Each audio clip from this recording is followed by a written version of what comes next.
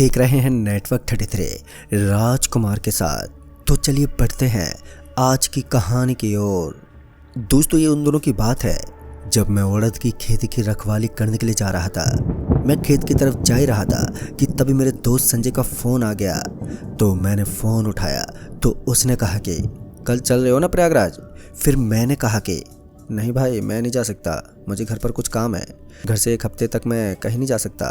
मैं संजय से बातें करते हुए अभी जा ही रहा था कि तभी मुझे ऐसा लगा कि कोई मेरे पीछे आ रहा हो और मैं वहीं पर जमसा गया और मैंने डरते हुए पीछे की तरफ देखा तो पीछे कोई भी नहीं था।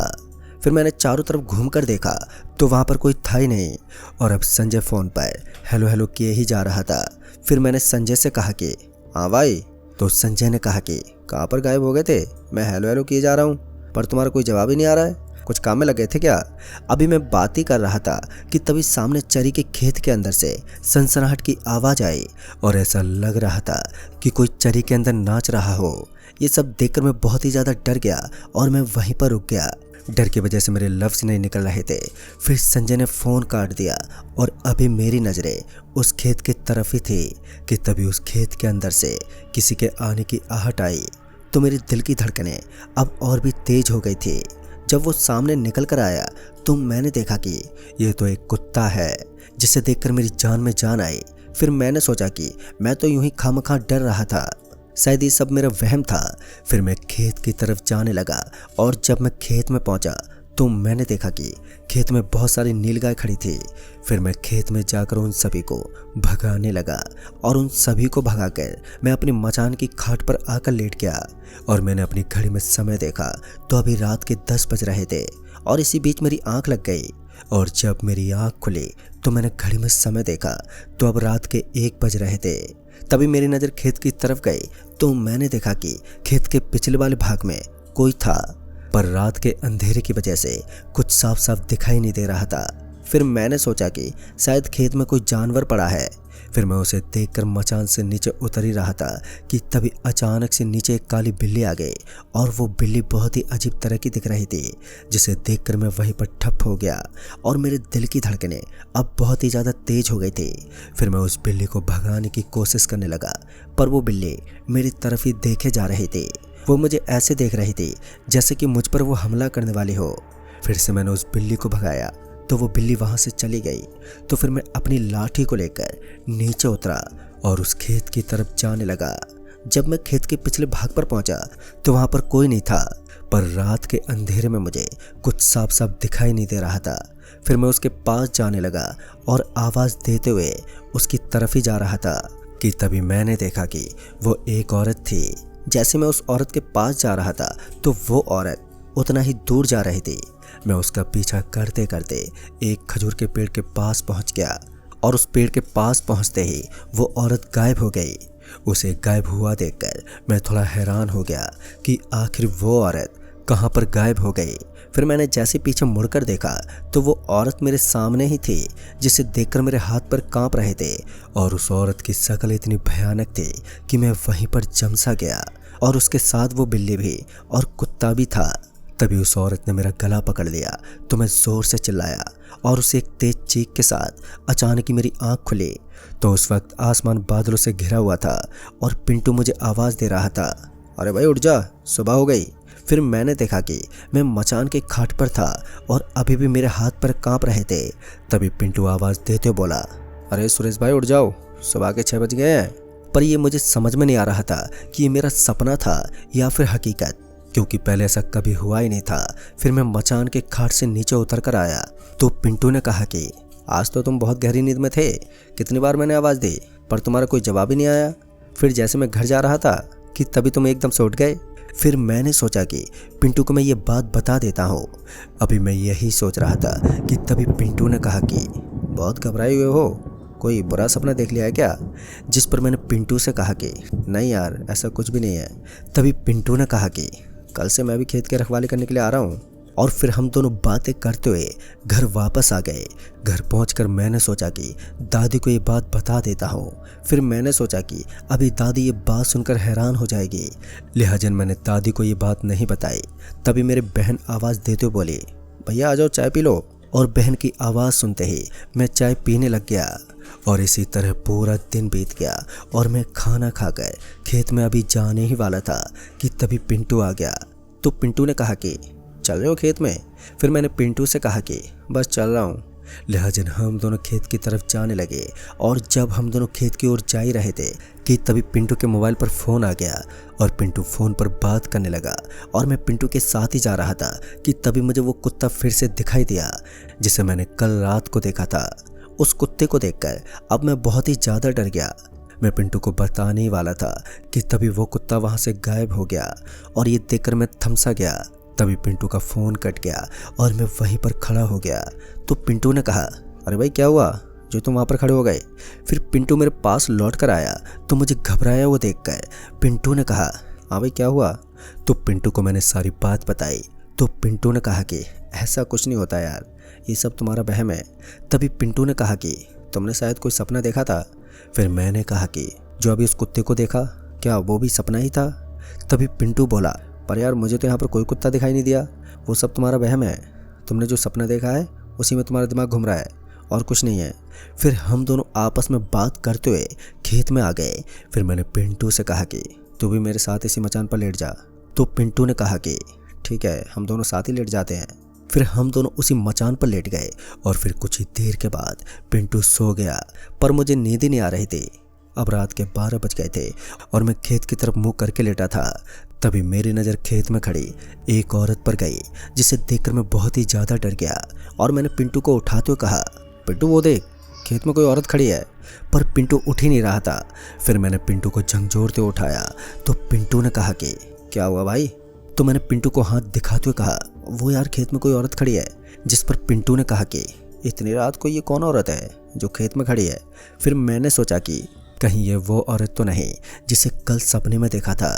फिर पिंटू मचान से उतरकर उस औरत के पास जाने लगा तो मैंने पिंटू से कहा कि यार वहाँ पर मत जाओ। पर पिंटू ने मेरी कोई बात नहीं सुनी और वो उस औरत की तरफ जाने लगा और मैं भी पिंटू के पीछे पीछे जाने लगा और वो औरत खेत से निकलकर उस पेड़ की तरफ जाने लगी और उसके पीछे पीछे पिंटू भी जा ही रहा था। मैं पिंटू को बुला ही रहा था पर पिंटू ने मेरी बात नहीं सुनी।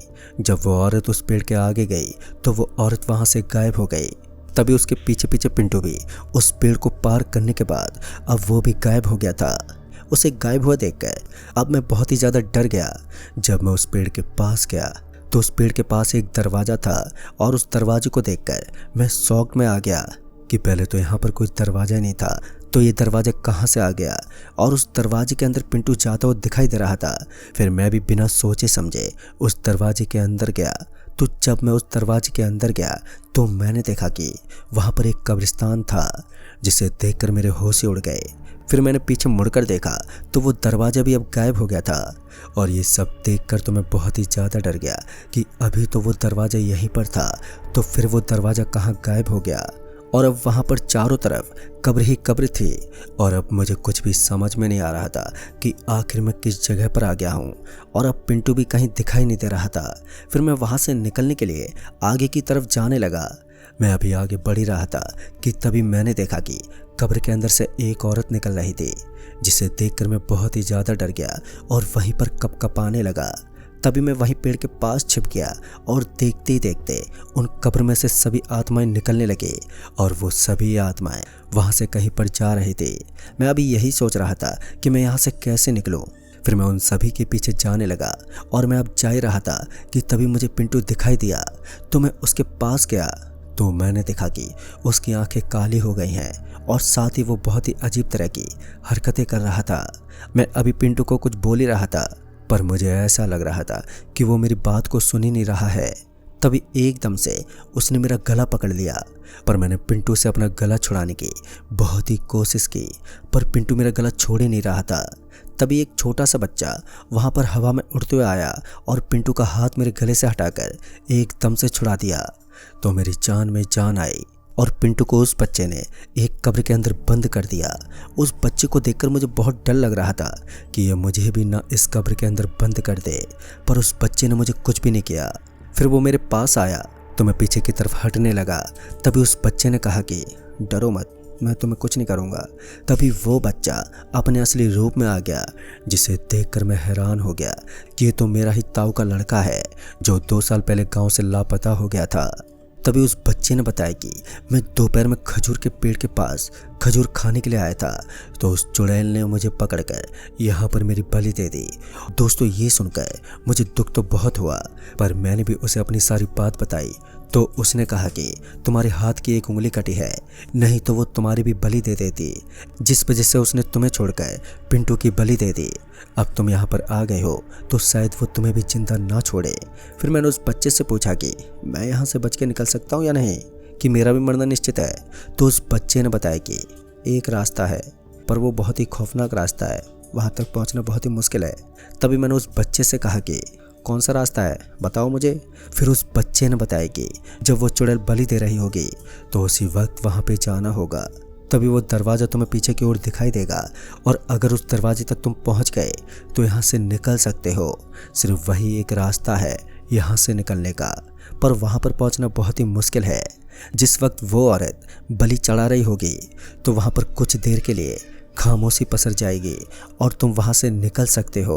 अगर तुमने वहाँ से निकलने में थोड़ी सी भी देरी की तो वो अपनी काली शक्ति से अपने बस में कर लेगी और वो तुम्हें भी मार डालेगी।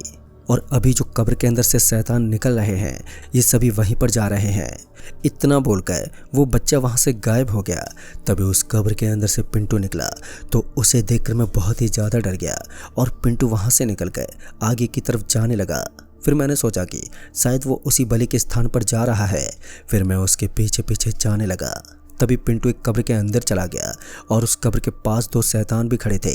फिर मैं भी पिंटू की तरह चलते हुए जा रहा था कि उन दोनों शैतान को देखकर मैं अंदर अंदर कांप उठा।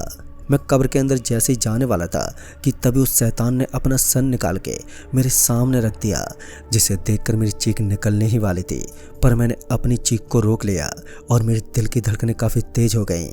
फिर मैं किसी तरह उस कब्र के अंदर चला गया, और जब मैं कब्र के अंदर गया तो मैंने देखा कि कब्र के अंदर एक गुफा जैसी बनी हुई थी और उसके अंदर बहुत ही सारी डेड बॉडी पड़ी थी और सभी का सर धड़ से अलग था। उन्हें देखकर मैं बहुत ही ज़्यादा डर गया। मैं डरते हुए उस गुफा के अंदर गया और अंदर पहुंचा तो वहां पर चुड़ैलों की भीड़ जमा थी, जिसे देखकर मैं वहीं एक दीवार के पीछे छिप गया। अब मुझे तो सिर्फ उस पल का इंतजार था जब वो चुड़ैल बलि देने वाली थी। वो सभी चुड़ैल हवा में उड़ रही थी और बहुत सारे कंकाल इधर से उधर घूम रहे थे। तभी मेरी नज़र उस चुड़ैल पर पड़ी जिसे देखकर मैं यहाँ पर आया था। तभी कुछ चुड़ैल बलि देने के लिए पिंटू और पिंटू के जैसे 5 लड़कों को और लाई और बलि देने की प्रक्रिया चालू हो गई और सभी के सभी एक जगह पर इकट्ठा हो गईं। वो चुड़ैल पिंटू की बलि देने ही वाली थी कि तभी मैं चुड़ैल के बीच से बचते हुए उस चुड़ैल के पास गया। मेरे पास सिर्फ 2 मिनट ही थे यहाँ से निकलने के लिए, और जैसे उस चुड़ैल के मैं पीछे गया तो मैंने देखा कि वहाँ पर 3 दरवाजे थे। अब मुझे ये समझ में नहीं आ रहा था कि अब मैं किस दरवाजे से बाहर जाऊं और किस दरवाजे से नहीं। मेरे पास ज़्यादा समय नहीं था और तीनों के तीनों एक जैसे ही दरवाजे थे। फिर मैं बीच वाले दरवाजे के अंदर चला गया और फिर जब मैं उस दरवाजे से बाहर निकला तो मैंने पाया कि अब मैं उसी खजूर के पेड़ के पास हूँ। लिहाजा मैं तुरंत ही वहाँ से दौड़ा और सीधे अपने घर जाकर ही रुका। दोस्तों, उस दिन मेरी जान तो बच गई, पर उस दिन के बाद से मैं कभी भी खेत की रखवाली करने नहीं गया। आखिर वो क्या बला थी, ये चीज़ मुझे आज तक पता नहीं चली। तो दोस्तों, इस कहानी में बस इतना ही।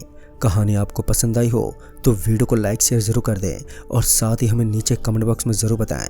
तो मैं आपका दोस्त राजकुमार जल्द ही मिलूँगा ऐसी एक और नई कहानी के साथ। तब तक के लिए बाय एंड टेक केयर।